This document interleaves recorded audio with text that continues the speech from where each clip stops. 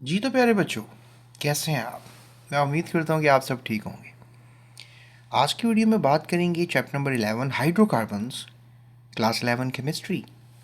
और आज का टॉपिक होगा very very interesting quick check 11.9।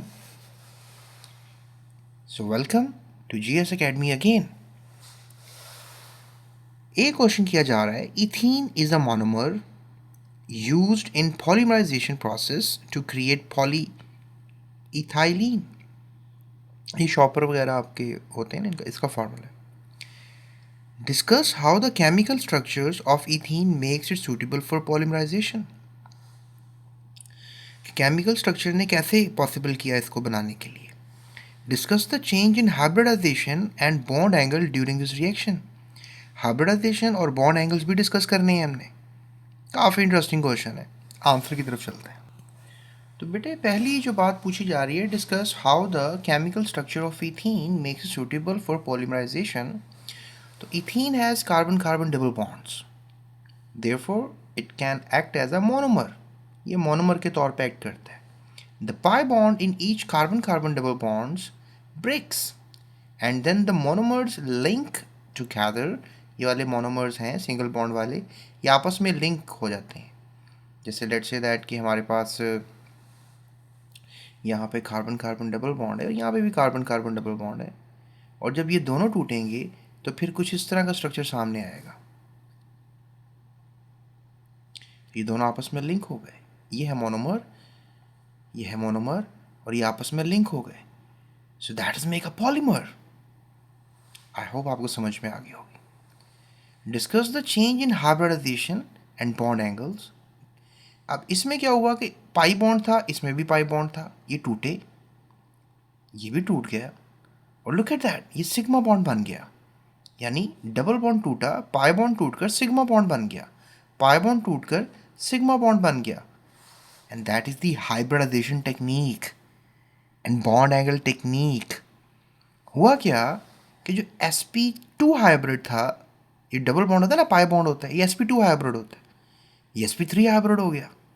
So look at the alternation, sp2 hybridized the pi bond in each double bonds, the monomer linked together and the single bond becomes, and thus the carbon atom has now become sp3 hybridized। यानी sp2 sp3 में convert हो गया। That is a beautiful thing happening during this polymerization reaction। And I hope आपको समझ में आ गई होगी। ठीक है जी। अगला क्वेश्चन करते हैं। अगला क्वेश्चन किया जा रहा है, explain why an addition reaction increases the saturation of a molecule.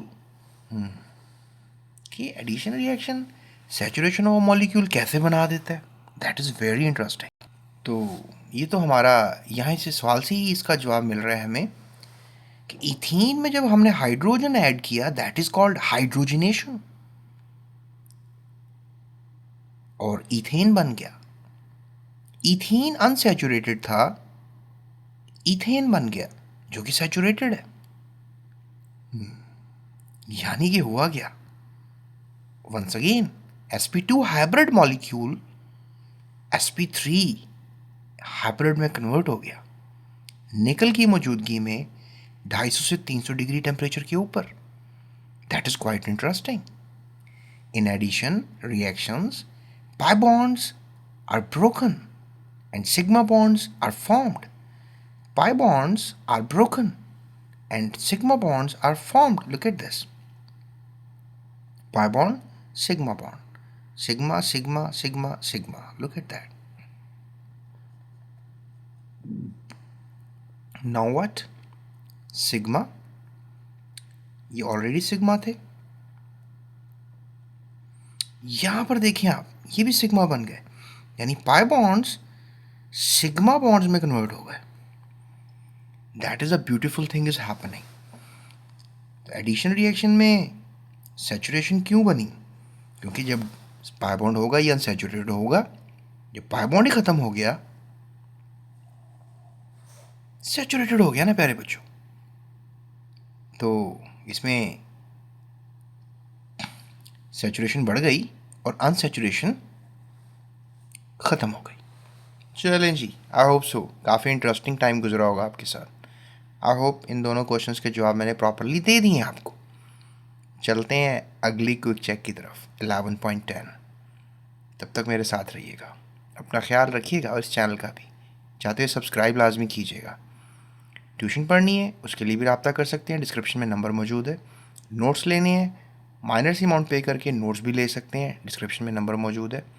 और अपना ख्याल रख सकते हैं और इस वीडियो को अपने दोस्तों के साथ लाजमी शेयर कीजिएगा, सब्सक्राइब लाजमी कीजिएगा। अल्लाह हाफ़िज़।